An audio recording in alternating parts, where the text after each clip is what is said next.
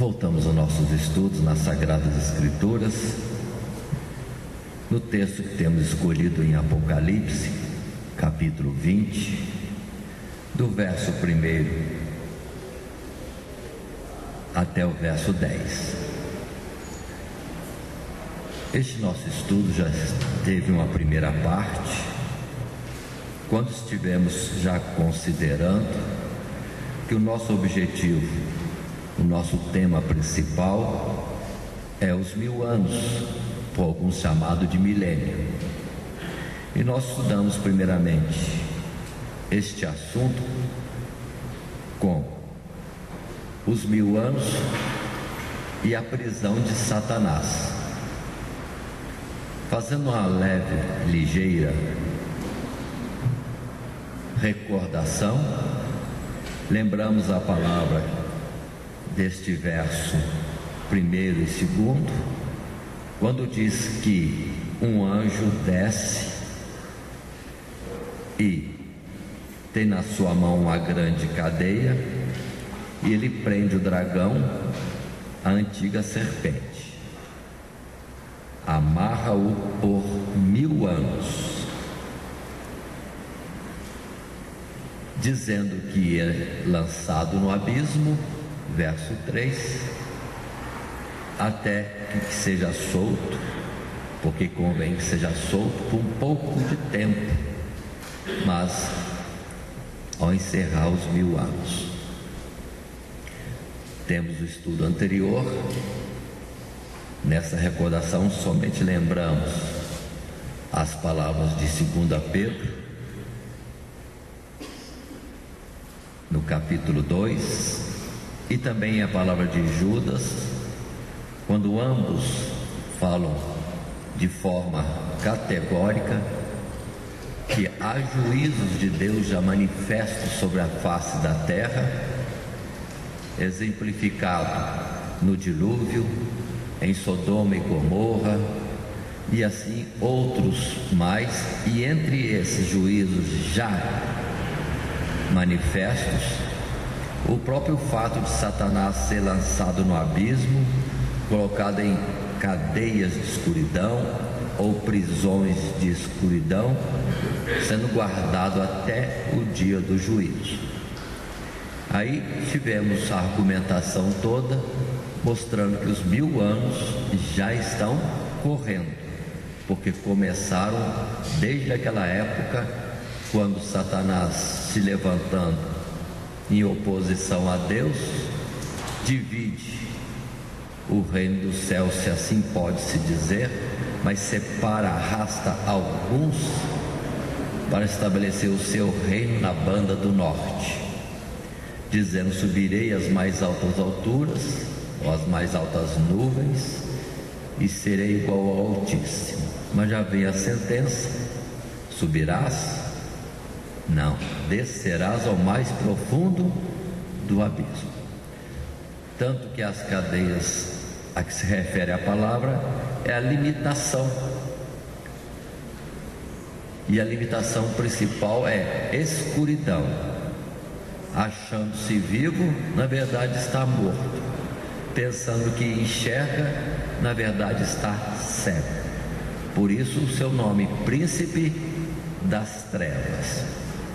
Mas continuando o nosso estudo, vamos agora ao verso 4, e lendo até o verso 6, encontramos o texto bíblico onde estaremos argumentando no dia de hoje. E vi tronos, e assentaram-se sobre eles aqueles a quem foi dado o poder de julgar. E vi as almas daqueles que foram degolados pelo testemunho de Jesus e pela palavra de Deus, e que não adoraram a besta, nem a sua imagem, e não receberam o sinal na testa, nem na mão, e viveram e reinaram com Cristo durante 1000 anos. Mas os outros mortos não reviveram, até que os 1000 anos se acabaram. Esta é a primeira ressurreição. Bem-aventurado e santo aquele que tem parte na primeira ressurreição. Sobre estes não tem poder a segunda morte, mas serão sacerdotes de Deus e de Cristo e reinarão com ele 1000 anos. Muito bem. Nos prendendo agora a este texto para tratarmos dos 1000 anos, em torno desses 1000 anos está a palavra de viver e de reinar com Cristo 1000 anos. O de reviver ou não reviver, conforme o verso 5 diz, não reviveram.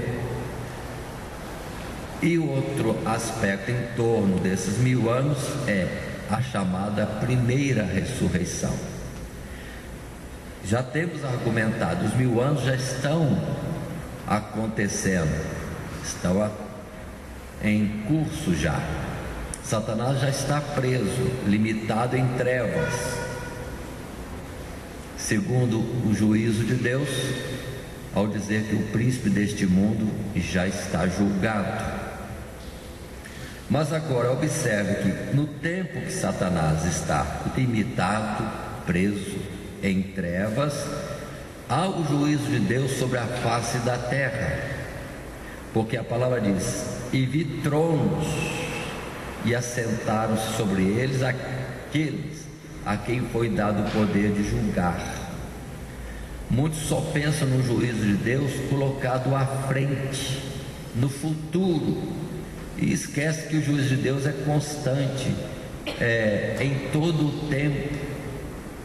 Juízo de Deus nós temos em toda a parte, já lá mesmo no jardim do Éden, falando no aspecto entre os homens, Adão já está ou esteve nesse juízo de Deus, quando a palavra diz: no dia que comeres do fruto proibido, certamente morrerás.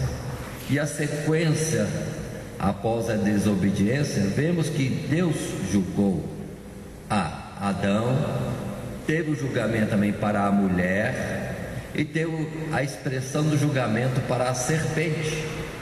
E voltando ao homem, ele é expulso do jardim do Éden, não tem mais parte na árvore da vida, está cortado. Assim, depois temos a história de Abel e Caim. Caim transgride, Abel acerta ou é obediente à direção do Espírito de Deus, oferece o melhor sacrifício, o sacrifício correto. E Caim, apesar de tudo, sendo advertido por Deus ou instruído por Deus, alertado por Deus, permanece na sua dureza de coração, pronto, e aí é lançado pelo mundo, fugitivo, e tem sobre ele até o sinal, a marca de Deus, de que estava debaixo do juízo de Deus e da sua vingança. Ninguém poderia vingar-se sobre Caim, porque isso era de Deus, pertencia a Deus isso. E segue os fatos de toda a história bíblica. Toda a história bíblica, a maldição de Noé sobre Canaã, a sequência disso, e Canaã depois vindo a ser destruído no tempo de Josué.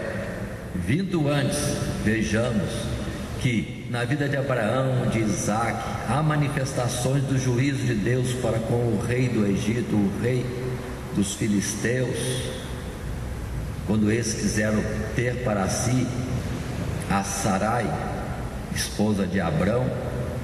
Depois segue o juízo em Sodoma e Gomorra. Ou seja, o juízo de Deus sempre existiu, sempre se executou. Então, na verdade, Deus está assentado no seu trono e julga a terra. Por isso Abraão chamou Deus dessa expressão: o Senhor juiz de toda a terra. Muito bem. Então, a colocação de juízos ou tronos para julgar não é no futuro, isso já existe, sempre existiu. Só vou dar mais 2 exemplos, como no tempo de Isaías, que Deus por ele fala claramente que levantaria a Assíria para ser como uma navalha que iria retirar os moradores da terra no seu juízo contra todas as nações. Passam algumas décadas e Jeremias vem com a mesma mensagem, que é também juízo de Deus, agora pela mão de Nabucodonosor. E assim Deus sempre julgou a face da terra, o homem individualmente ou as nações, isso sempre existiu. Então, está coincidente com o tempo que Satanás está preso desde o princípio da sua rebelião no céu, que os 1000 anos estão acontecendo, que o juízo de Deus já está estabelecido. Por isso aquela palavra que o juízo de Deus já se manifesta sobre alguns, mas outros estão para serem manifestados naquele outro grande dia, que é o último dia, a sua vinda. Mas muito bem, e observem na continuidade do verso 4: e vi as almas daqueles que foram degolados pelo testemunho de Jesus e pela palavra de Deus, e que não adoraram a besta nem a sua imagem, e não receberam o sinal na testa nem na mão, e viveram e reinaram com Cristo durante 1000 anos.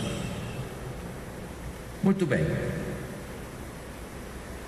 observe primeiramente que nesse verso 4, o viveram e o reinaram com Cristo não está no futuro, está no passado. Viveram, reinaram com Cristo 1000 anos. Quem que viveu o sinal da besta? Não serviram a besta, não se prostraram à sua imagem. O que é difícil para muitos é entender a respeito da besta.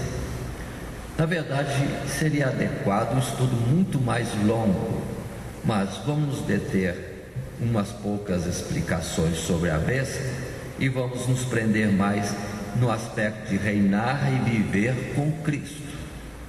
Mas entendamos a besta. O que é a besta?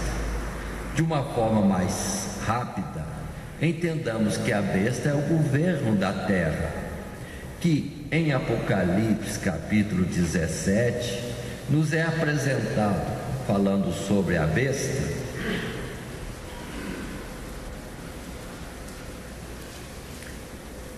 No verso 11,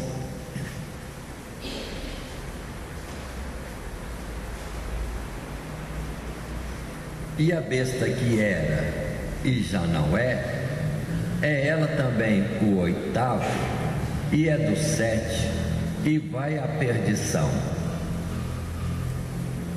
Observe, e a besta que era e já não é, ela também o 8º, e é do 7, e vai à perdição. Quando se fala desta forma, precisamos buscar no verso anterior, ou nos versos anteriores como o 9, a expressão bíblica que diz para nós: aqui há sentido que tem sabedoria, falando da besta. As 7 cabeças são 7 montes sobre os quais a mulher está assentada. E são também 7 reis. 5 já caíram, um existe, outro ainda não é vindo, e quando vier convém que dure um pouco de tempo. Aí fala a besta, que era e já não é ela também o 8º, ou seja, ela é parte dos reinos deste mundo, reinos esses dos quais na citação de Apocalipse 5 já tinham passado quando João tem esta revelação. Um reino já era o presente daquela época, o 6º, e o 7º estaria por vir. E nesse reino se desenvolvendo através do mundo, lembremos dos reinos que houve no mundo notoriamente colocados, impérios, o egípcio, depois o assírio, depois o caldeu, medo-persa, grego, por fim o romano, que era o sexto e era o que estava existindo no tempo da mensagem dada a João, e por fim esse sistema de governo no mundo que nós estamos vendo globalizado, todos no mesmo propósito de serem contrários a Deus e quererem reger o mundo e suas vidas a seu bel prazer. Seria como a Babilônia do passado ou a Babilônia de hoje, querendo se governar a si mesmo, como se Deus não existisse ou fosse alcançado pelo homem de forma natural. Mas muito bem, lembremos que esta besta fala de passado, e já não é, porque também já passou, e ao mesmo tempo ela volta a ser, porque os reinos se sucedem. Acabou o egípcio, veio o assírio, acabou o assírio, veio o caldeu, acabou o caldeu, veio o medo-persa, assim sucessivamente, e todos os impérios sempre foram contrários a Deus e perseguidores do seu povo. O reino egípcio ficou caracterizado na escravidão do povo de Israel. O assírio ficou caracterizado na destruição de 10 das 12 tribos. O caldeu ficou caracterizado como inimigo de Deus, oposto, quando destrói a tribo que restou, Judá e Benjamim, a cidade de Jerusalém, o templo, tudo foi destruído. E segue-se depois o Medo-Persa também, que se levantou um modelo em Amã, querendo destruir e cortar da terra os israelitas. Segue-se o grego, que apresenta a filosofia para substituir a razão da vida. E segue-se depois o romano, que percebemos claramente, primeiro matando Jesus e depois matando os cristãos por séculos e séculos, e finalmente o tempo de governo, sistema de governo hoje, que em suma, este ou aquele ou globalizado, todos eles querem eles mesmos administrar as suas vidas e a vida da criatura feita por Deus, como se eles dominassem tudo. E claro agora que as leis que antes eram dentro ou tinham reflexo das palavras de Deus, agora estão sendo tiradas essas leis, substituídas por uma lei totalmente nova, contrária diretamente a Deus. Besta, sistema de governo contrário a Deus.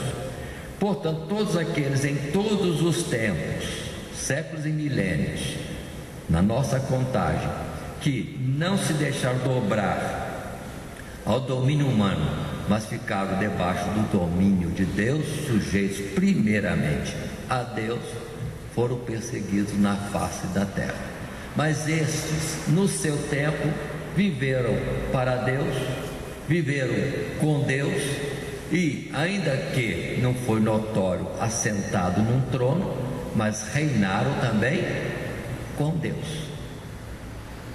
E observe em particular Moisés, que Deus o colocou como Deus sobre Faraó, sendo seu profeta Arão, o seu irmão. Então Deus sempre esteve colocando o seu povo acima de todos os povos, reinando sobre todos os povos, ainda que não na aparência exterior, mas no domínio, na decisão final, segundo o propósito de Deus. As nações sempre foram contrárias a Deus, e vemos quando lemos o capítulo ou Salmo 2, como também o capítulo 4 de Atos Apóstolos, que podemos estar abrindo, quando ali Pedro e João, depois de passarem por um julgamento onde foram ameaçados, proibidos de pregar, anunciar o Evangelho de Cristo Jesus, voltando eles e contando à igreja tudo o que tinha acontecido, eles clamam o que está escrito no capítulo 4 de Atos, no verso 24 e versos seguintes. Assim, orando a igreja em conjunto, ouvindo eles isto, unânimes, levantaram a voz a Deus e disseram: Senhor, Tu és o que fizeste o céu e a terra e o mar e tudo o que neles há, que disseste pela boca de Davi teu servo, porque bramaram as gentes e os povos pensaram coisas vãs. Levantaram-se os reis da terra e os príncipes se ajuntaram a uma contra o Senhor e contra o seu ungido, porque verdadeiramente contra o teu santo filho Jesus, que tu ungiste, se ajuntaram não só Herodes, mas Pôncio Pilatos, com os gentios e os povos de Israel. Paremos. Naquele tempo, a igreja, orando a Deus, lembra esse fato do sistema de governo do mundo, representado por Herodes, por Pilatos, todos os gentios e mais até o povo de Israel, que se colocaram contrários ao Senhor. Mas aqueles que não amaram a sua própria vida, nem a glória deste mundo, sendo expulsos da sinagoga, sendo rejeitados de entre os seus conterrâneos por seguirem a Cristo, passaram a viver com Cristo na face da terra e a reinar com Cristo, de um reino que agora vamos estar falando, já existia, que é o reino de Deus na face da terra. E assim, depois de falarmos a respeito da bênção do governo contrário e dos que com Cristo, com Deus, estiverem em todo o tempo, apesar da oposição dos governos das suas épocas, vamos então ao fato de que viveram e reinaram com Cristo 1000 anos. O 1000 anos já caracterizamos. É desde quando Satanás é preso. É desde quando agora, pelo verso 4, em que há governos na face da terra, todos se levantaram contra a obra de Deus. E por fim, este viver reinar com Cristo não será no futuro, mas a palavra está no passado. Viveram e reinaram com Cristo. Aí precisamos argumentar de que o reino de Deus está já sobre a face da terra. Vamos citar somente como no passado vimos, quando, por exemplo, Balaão, alugado por Balaque para amaldiçoar o povo de Israel, não conseguiu, porque Deus o pressionou a não amaldiçoar o povo de Israel. E ele, como profeta de Deus, que via com os olhos abertos as coisas de Deus, olhava para Israel e não achava o que falar de maldição. E chega a ocasião que ele, na sua visão, diz: é um povo alegre, é um povo que está jubilando diante do seu rei. Quem era o rei no deserto? Quem era o rei no deserto? Não tinha rei. Moisés não era rei, Josué não era rei. Quem era o rei? Era o próprio Deus que vivia no meio deles. Ali estava o santuário de Deus com eles, tanto que Deus já os chamou de nação santa e reino sacerdotal. Passando o tempo, chegamos a Samuel, o último juiz na sequência dos juízes sobre o povo de Israel. O povo vendo Samuel idoso, vendo as nações progredindo e tendo seus reis que iam marchando à frente dos seus exércitos, disseram para Samuel: queremos um rei como as outras nações, um rei que vai à frente de nós nas nossas batalhas. Samuel, entristecido, foi orar a Deus, porque o tinham rejeitado. E Deus disse com ele: não rejeitaram não rejeitaram a ti, mas antes a mim, para que eu não reine sobre eles. Então, até aquele momento, quem reinava sobre o povo é o próprio Deus. Isso já era conhecido, entendido. O reino de Deus estava já na face da terra. Tanto é que lembremos de Gideão, depois daquela proeza dele com 300 vencer aquela multidão enorme de midianitas. O povo ficou alegre. Gideão, que homem valente, reine sobre nós. E Gideão simplesmente disse: eu não reinarei, meus filhos não reinarão, o Senhor é que reina sobre vocês. Gideão entendeu, viveu esta realidade de um reino de Deus na face da terra, que não tinha aparência exterior, mas já estava ali no tempo de Gideão, de Samuel, depois também dos demais reis, como o próprio Davi, que canta os salmos: o Senhor reina e está vestido de majestade. O que queremos mais? Mas vamos a Daniel capítulo 2, para mostrar que o fato de reinar e viver com Deus já é existente muito tempo. Quando lá, por exemplo, em Daniel capítulo 2,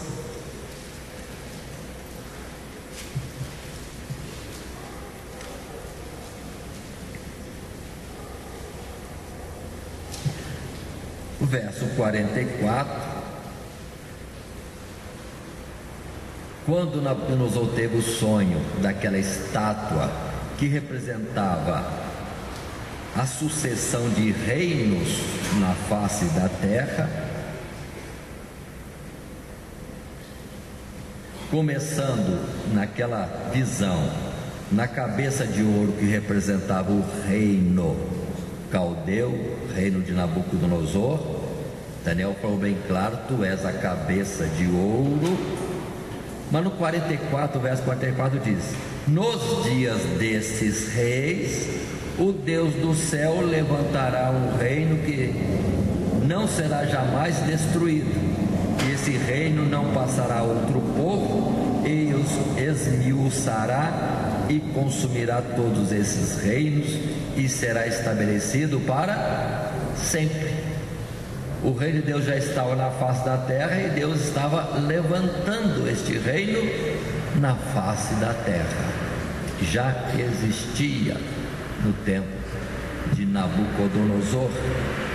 Observe que isso se segue também, se vermos, considerarmos capítulo 4 de Daniel, quando o próprio Deus fala com Nabucodonosor, para que ele, Nabucodonosor, saiba que há o domínio do céu sobre a terra, ele iria ser como animal pastando no campo, até que lhe viesse o entendimento disso, que o Senhor domina sobre a face da terra, porque Nabucodonosor achou que ele era o tal, e vaidosamente, em soberba, estava lá no seu palácio, dizendo: não é esta Babilônia que eu edifiquei para minha glória?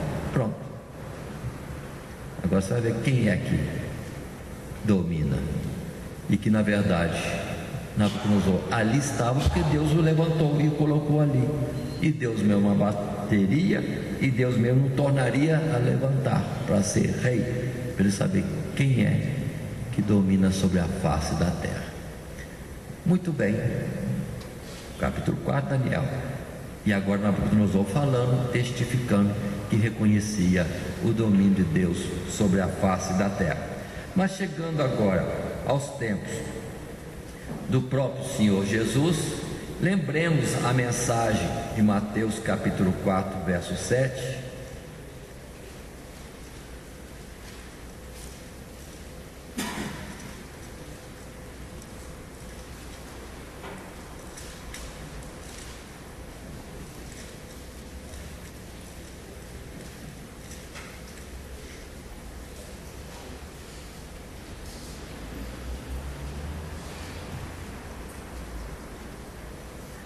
Mateus, corrijo, capítulo 17.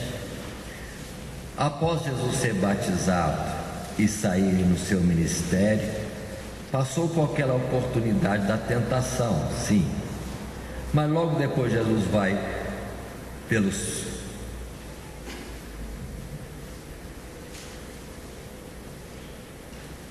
pelas regiões daquela época, Galiléia, Samaria, Judéia, sempre anunciando o reino de Deus e seguindo-se os sinais que fazia. E o verso 17 diz assim: desde então começou Jesus a pregar e a dizer: arrependei-vos, porque é chegado o reino dos céus.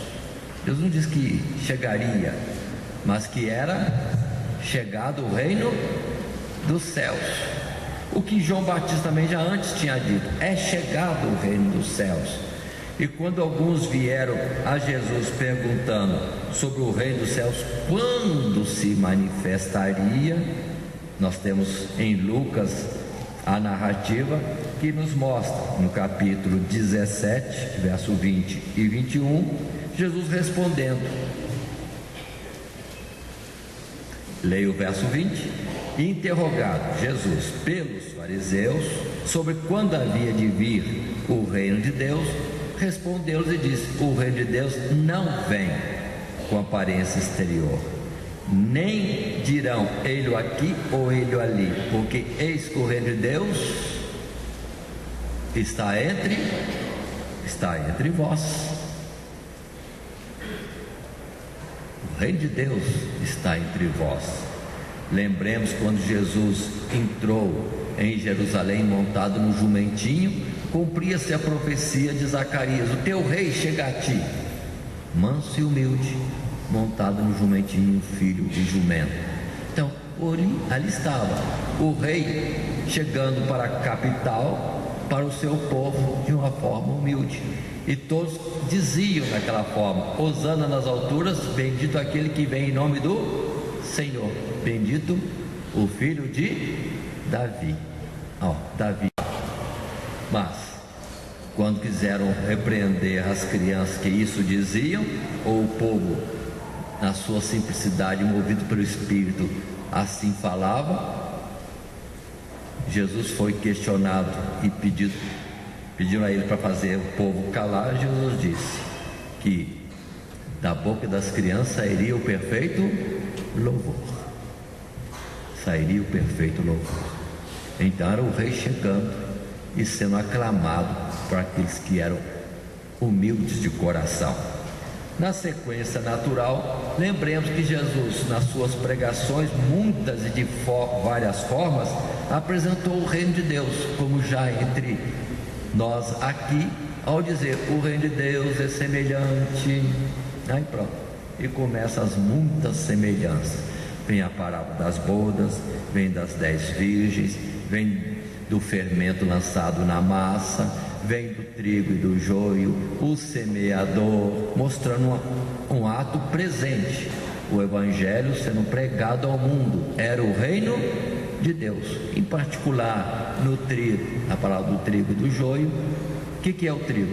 São os filhos do reino, ou seja, eles aqui com o Senhor e fazendo parte, súditos do reino, mas um reino que eles mesmos reinavam, porque todos eram chamados como amigos do rei, reinando com ele.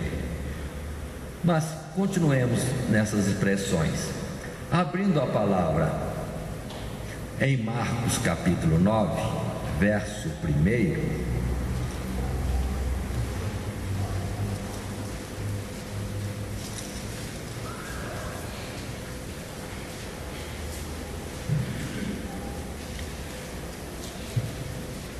Nessa expectativa de quando virá o reino de Deus, ou está por se manifestar, na verdade continua a premissa anterior: não vem com aparência exterior, nem dirão ele ali ou ele aqui. Mas em Marcos, nesse verso 1 do capítulo 9, diz assim: dizia-lhes também, Jesus dizia ao povo: em verdade vos digo que dos que aqui estão, alguns há que não provarão a morte, sem que vejam chegado o reino de Deus com poder.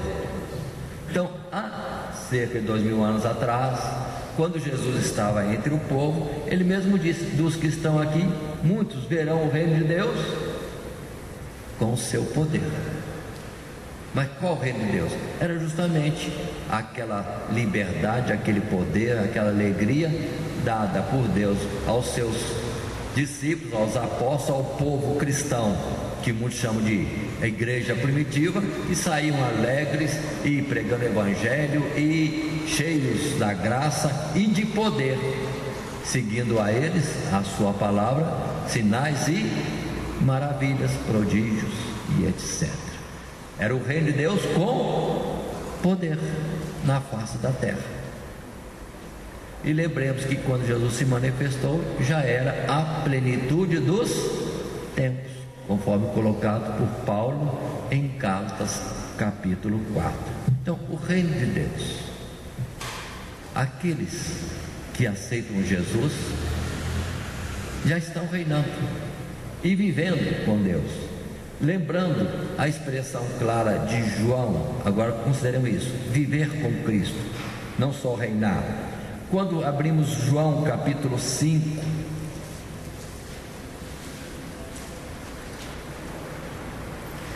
Jesus falando claro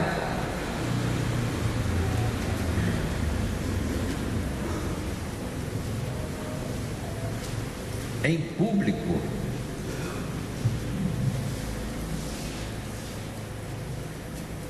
João 5, verso 24, Jesus disse assim: na verdade vos digo que quem ouve a minha palavra e crê naquele que me enviou tem a vida eterna e não entrará em condenação, mas passou da morte para a vida. Passou da morte para a vida. Passou da morte para a vida. Verso 25: em verdade vos digo, Jesus repete, que vem a hora, atenção, mas ele continua dizendo: e agora em que os mortos ouvirão a voz do Filho de Deus, e os que a ouvirem viverão. Então observe, todos aqueles que ouviam a palavra do Senhor Jesus e davam crédito, estavam saindo da situação de mortos para a situação de vivos, e passavam a viver. Mas não estavam vivos? Estavam vivos na vida material, terrena, mas mortos para Deus antes. Agora estavam vivendo a vida espiritual com Deus. Viveram com Deus e reinaram com Ele. Quanto tempo? Todo o tempo da existência deles, dentro do período, qual período? 1000 anos. Aí o verso 4 de Apocalipse, precisamos repetir, lembrando sempre de que estamos naquele texto, quando a palavra para nós coloca dessa forma: e vi as almas daqueles que foram degolados pelo testemunho de Jesus e pela palavra de Deus, e que não adoraram a besta nem a sua imagem, não receberam sinal na testa nem na mão, e viveram e reinaram com Cristo durante 1000 anos. Aí está a mistura de viveram, reinaram e foram degolados. Pergunta: Pedro, Tiago, João, Paulo, estão vivos ou estão mortos? Vivos ou mortos? Os homens dizem mortos. E como é que Deus diz? Vivos. São vivos que estão dormindo, mas vivos com Deus e com o reino de Deus ainda prosseguindo nas gerações até chegar a nós. Eles estão dormindo, vivos, dormindo, ainda que na sepultura, mas reinando, fazendo parte do reino de Deus. Por isso que o tempo passa e eles continuam vivendo e reinando com Deus. Viveram, reinaram o mesmo tempo desses 1000 anos que estão transcorrendo e que já dissemos é desde quando houve a rebelião nos céus e Satanás ali já foi julgado. Por isso mesmo, lembremos a palavra de Colossenses capítulo 1, verso 13, que Paulo, fazendo menção a estas realidades não visíveis, mas celestiais,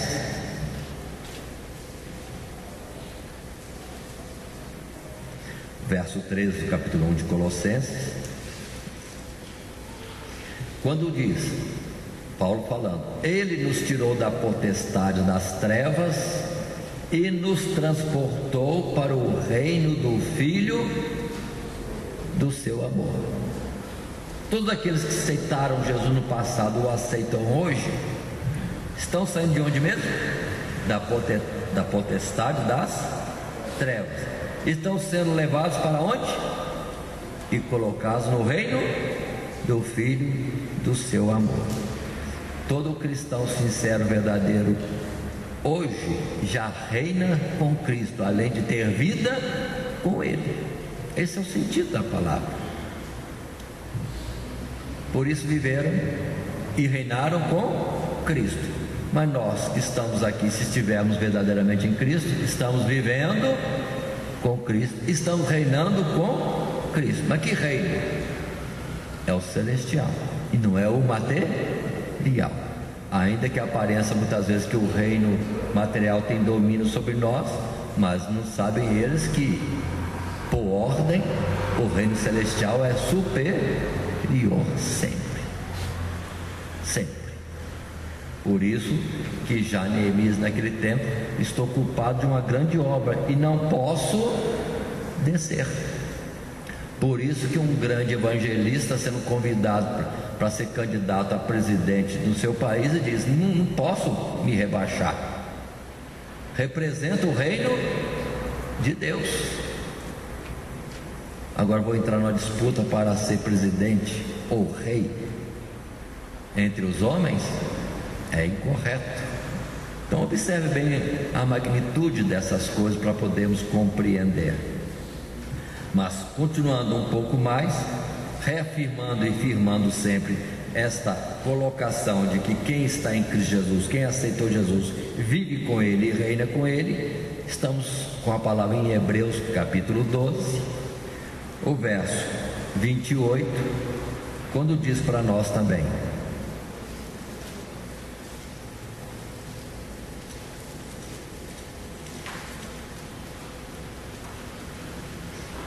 observe que Hebreus vem argumentando aqui muitas coisas.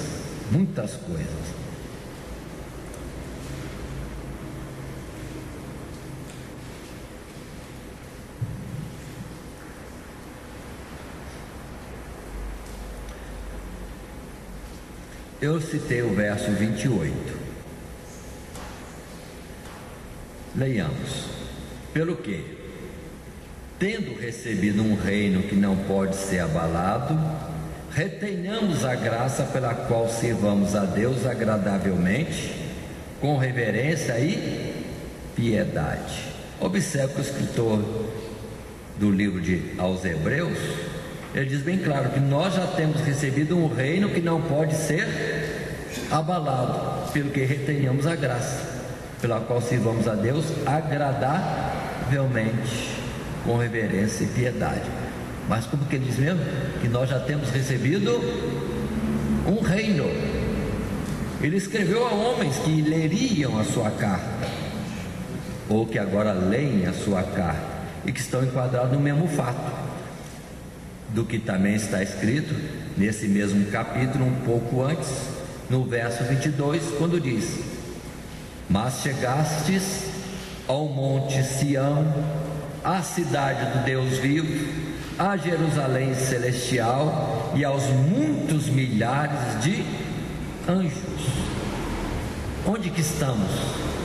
Se for considerar esta pergunta com os olhos carnais, nós estamos aqui neste tempo, entre essas quatro paredes de uma casa chamada casa de oração, onde o nome do Senhor é invocado, num bairro, numa cidade e num horário. Mas falando espiritualmente, onde nós estamos? Espiritualmente estamos no Monte Sião. Onde mais?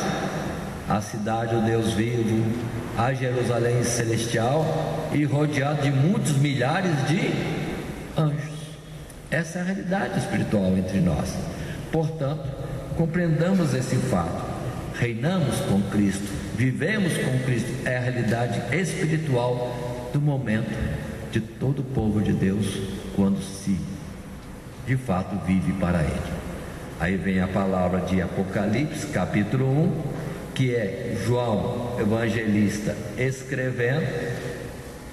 Ele faz menção no verso 9 do primeiro capítulo, verso 9, dizendo assim, no seu testemunho: eu, João, que também sou vosso irmão e companheiro na aflição e no reino e na paciência de Jesus Cristo, estava na ilha chamada Patmos por causa da palavra de Deus e pelo testemunho de Jesus. Vou voltar. Onde que ele estava? Na ilha Páscoa. Fazendo o quê? Ou por quê?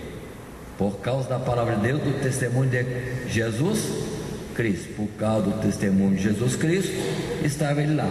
Mas qual era a sua condição ali? Não olhem materialmente, olhem espiritualmente. Eu, João, que também sou vosso irmão e companheiro na aflição e no reino e na paciência de Jesus Cristo. Aqui eu quero me deter. João também entendia isso. Onde ele estivesse, livre ou preso, com saúde ou sem saúde, vivo ou morto, vai dizer Paulo. Vivo ou morto, ele é do Senhor, dizia Paulo.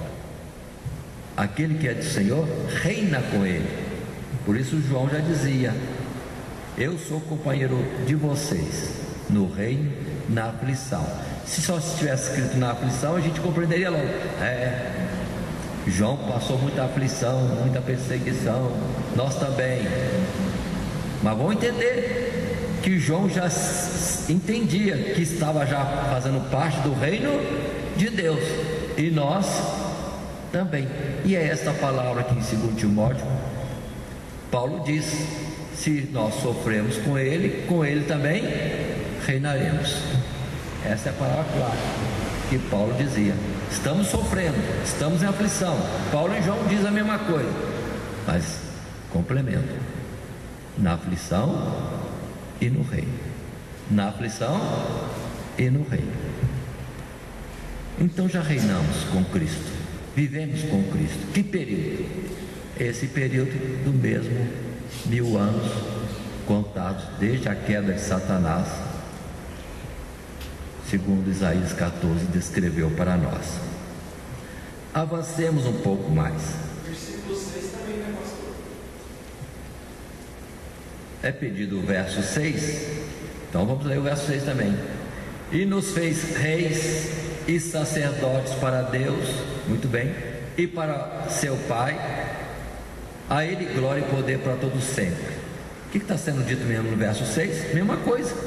Por nós temos aceitado Jesus, temos em nós não só a adoção de filhos, mas também esse fato que é a pauta: nos fez reis. Então nós somos reis. Assim como o Senhor assentou-se à direita do Pai e com Ele reina, Ele promete que nós reinamos com Ele, se tão somente estivermos vivendo nele. Ou outra forma de dizer: se Ele estiver em nós, se nós estivermos nele e as suas palavras estiverem em nós, pronto, o que quisermos será feito. Reinamos com Ele, dominamos com Ele. Muito bem, quero prosseguir e ver o assunto de reviver, lembrando a palavra que está, por favor, duas palavras que eu quero estar ligando em paralelo. Em João 5:24, que já lemos anteriormente, João 5, verso 24 e 25, e também o mesmo João escrevendo na sua primeira carta, no capítulo 3.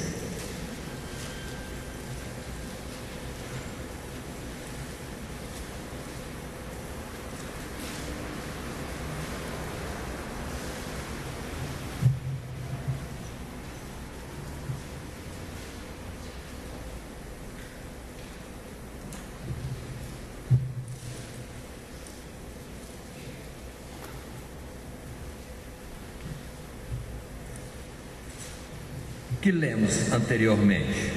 O verso 24 diz: na verdade vos digo que quem ouve a minha palavra e crê naquele que me enviou, tem a vida eterna, e não entrará em condenação, mas passou da morte para a vida. 25. Em verdade vos digo que vem a hora, e agora é, em que os mortos ouvirão a voz do Filho de Deus, e os que a ouvirem viverão.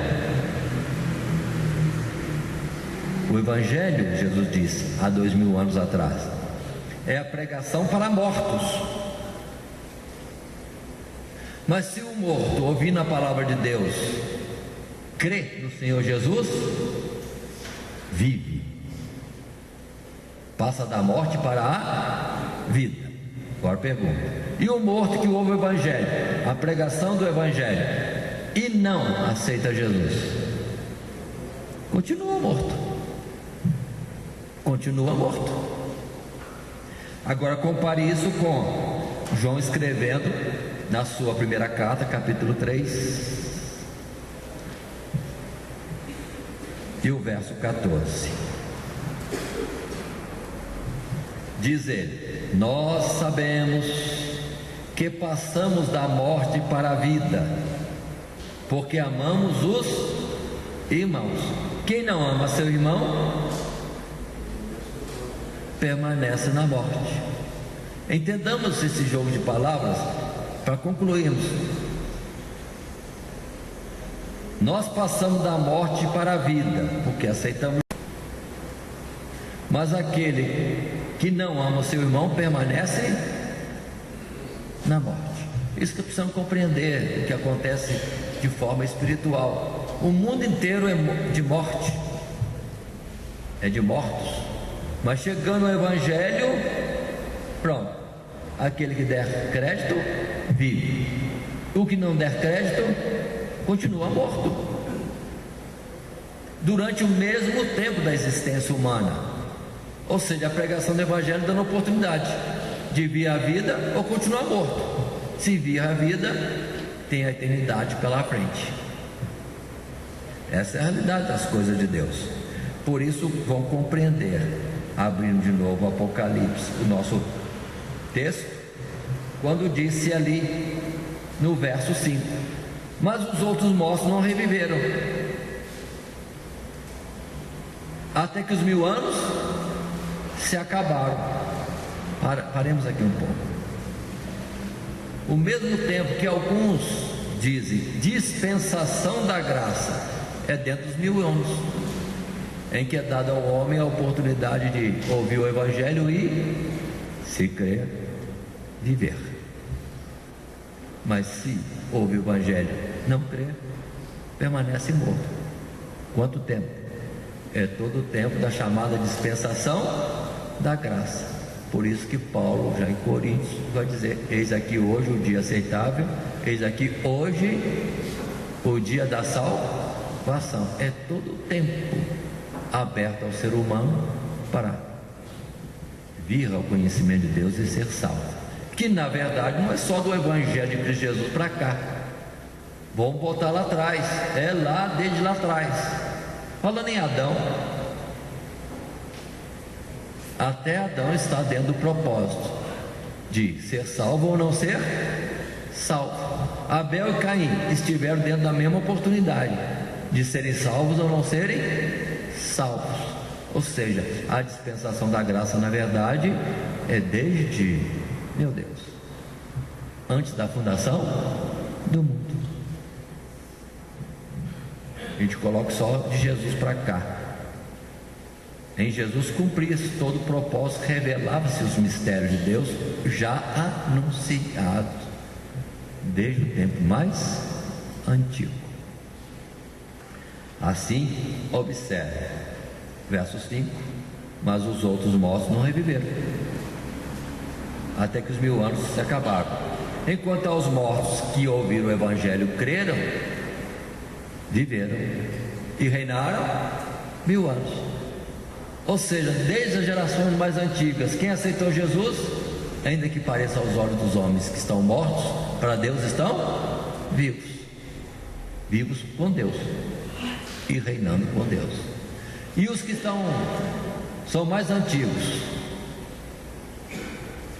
e que foram mortos espiritualmente, não aceitaram o Evangelho, continuaram mortos espiritualmente e morreram fisicamente, continuam mortos. Por quanto tempo? Todo o mesmo tempo, 1000 anos, toda a dispensação da graça, continuam mortos. Os que aceitaram Jesus dormem, os que estão na sepultura, mas vivem, estão só dormindo. Isso que nós precisamos entender. Aí vem a palavra de Jesus que disse: Ele é a ressurreição e a vida. Quem crê nele, ainda que esteja morto, e quem está vivo, nunca morrerá. Já é João capítulo 11, verso 26. Então, se nunca morrerá, permanece vivo sempre. Ainda que está no pó, para Deus vive. A Deus vive. Mas consideremos o verso 5 de Apocalipse, no seu término, quando diz: esta é a primeira ressurreição. O que é a primeira ressurreição? Ou o que é ressurreição? É passar da morte para a vida. E quando é que alguém na face da terra passa da morte para a vida? Se for considerar os homens, por milagre de Deus.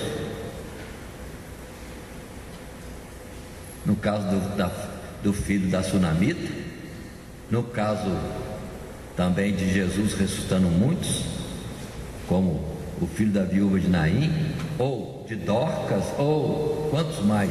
É isso? Não. Para Deus a visão é diferente. Qual é a visão para Deus de quando se passa da morte para a vida, se ressuscita? Quando crê na palavra do Evangelho. Aí sim, estava morto espiritualmente, estava morto para Deus, aceitou o Evangelho, ganha vida. E uma vez ganhando vida, não morre mais. Mas vamos parar só nisso. Estava morto e reviveu.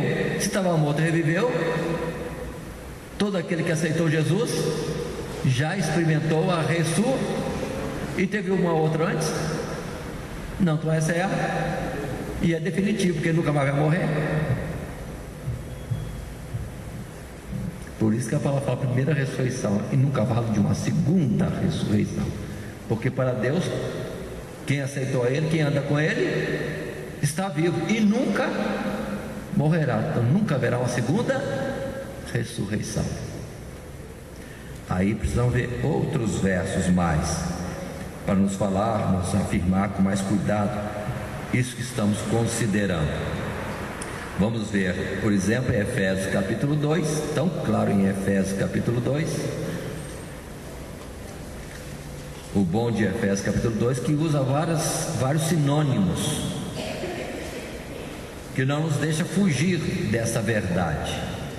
Começa no verso 1 do capítulo 2, Efésios, leia: e vos vivificou, estando vós mortos em ofensas e pecados, em que noutro tempo andastes, segundo o curso deste mundo, segundo o príncipe das potestades do ar, do espírito que agora opera nos filhos da desobediência, entre os quais todos nós também antes andávamos nos desejos da nossa carne, fazendo a vontade da carne e dos pensamentos, e éramos por natureza filhos da ira, como os outros também. Mas Deus, que é riquíssimo em misericórdia, pelo seu muito amor com que nos amou, estando nós ainda mortos em nossas ofensas, nos vivificou juntamente com Cristo. Pela graça sois, e, diz o verso 6, nos ressuscitou juntamente com Ele e nos fez assentar nos lugares celestiais em Cristo Jesus. Paremos. O que aconteceu com Paulo? Ele estava morto, teve um encontro com Jesus no caminho de Damasco, aceitou a Jesus, aceitou o propósito, o projeto de Deus na sua vida, reviveu. Verso 1 de Efésios, vivificou. Verso 6, ressuscitou. Esta é a primeira ressurreição, é quando alguém de fato recebe Jesus como seu Salvador. Estava morto, agora está vivo, ressuscitou. Mas aceitou Jesus? Sim, então nunca mais vai morrer. Observe esse ponto. Esta é a primeira ressurreição. Aí combina com o verso 6 de Apocalipse 20, quando diz, no verso 6, bem-aventurado e santo aquele que tem parte na primeira ressurreição. Sobre este não tem poder a segunda morte, mas serão sacerdotes de Deus, de Cristo, e reinarão com ele 1000 anos. Volta ao verso no princípio. Bem-aventurado e santo aquele que tem parte na primeira. Quem é que é bem-aventurado e santo? Aquele que aceitou a Jesus, recebeu o Evangelho. Recebeu o Evangelho? Ganhou vida, ressuscitou. É bem-aventurado ele, porque sobre ele não tem poder a segunda morte. E o que é a segunda morte? Aqui mesmo, nesse capítulo, é o lançar no lago de fogo e enxofre para aniquilamento total na vinda de Jesus. Por isso a palavra simples de Paulo, Romanos capítulo 5: nenhuma condenação há para os que estão em Cristo Jesus. Não haverá sobre eles morte, nunca vão morrer. Até a morte física para Deus não é morte, é dormir, é estar numa situação de inatividade, esperando o continuar da vida na sua plenitude, na vinda de Jesus. Então observe, primeira ressurreição. Quanta gente achando que vai ter várias ressurreições para ir para frente? Não tem, só tem uma, que é viver em Cristo. E vivendo em Cristo nunca vai morrer. Por isso que a vinda de Jesus para o salvo não é nem ressurreição, se nós considerarmos bem, é o despertamento de um sono duradouro, longo. A vinda de Jesus não é ressurreição, porque não está morto, está vivo, está dormindo. Vai ser só acordar já num revestimento de um novo corpo, incorruptível e imortal. Então, que outra ressurreição haveria? Não há, porque é só essa: aceitar Jesus e viver espiritualmente e nunca mais morrer. Por isso que Jesus mesmo disse de Abraão, Isaac e Jacó: para Deus estão vivos, Deus não é Deus de morto. E quando Abraão despertar do sono, ele não vai chamar aquilo de ressurreição, é despertar do sono já revestido de um novo corpo, poder de Deus atuando sobre ele. Mas, por favor, consideremos aí no verso 6.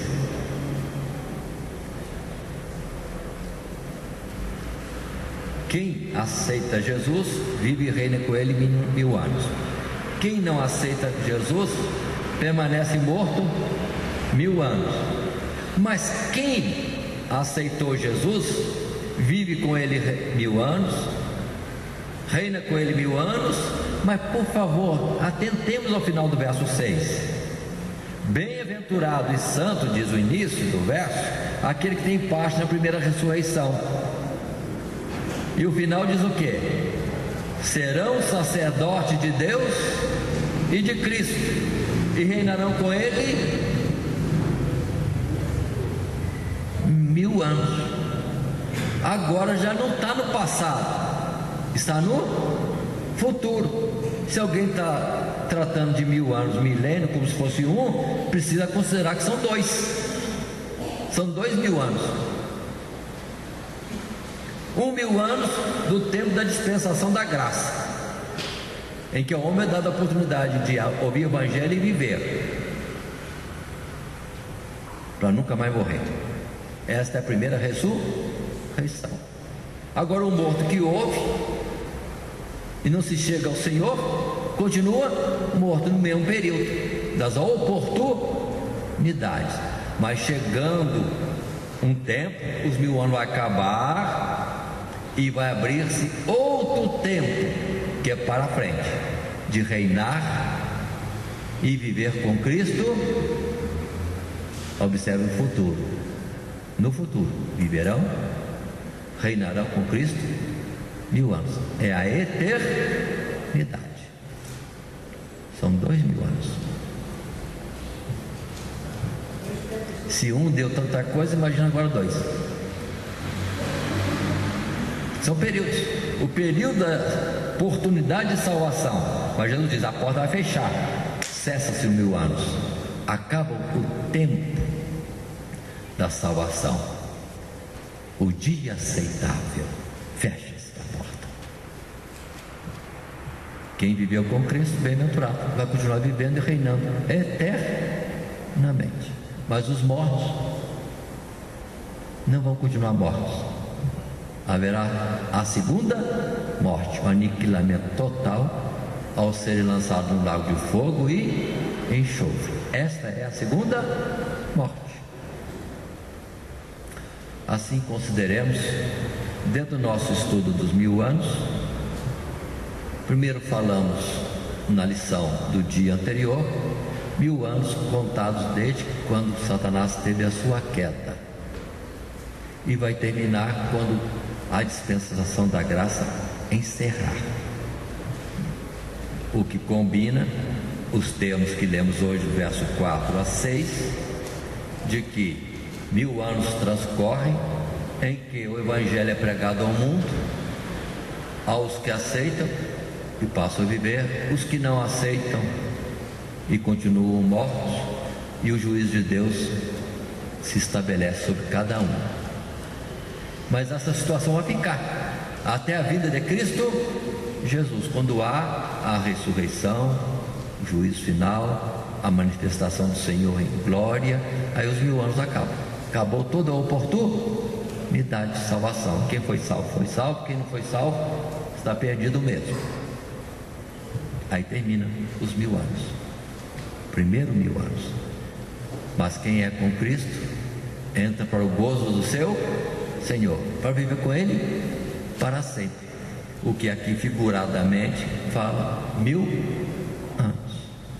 Então 1000 anos no passado, que é o nosso presente, e 1000 anos no futuro, que é a situação da eternidade com Deus, num novo corpo, na nova Jerusalém celestial, não mais só por fé, mas em verdade, em exercício e prática do dia a dia, do cotidiano. Esta é a realidade dos 1000 anos. Na próxima oportunidade estaremos dando continuidade, versos 7 até o 10, para concluirmos este assunto e fecharmos todo o pensamento deste texto. Que Deus nos abençoe em Cristo Jesus. Amém.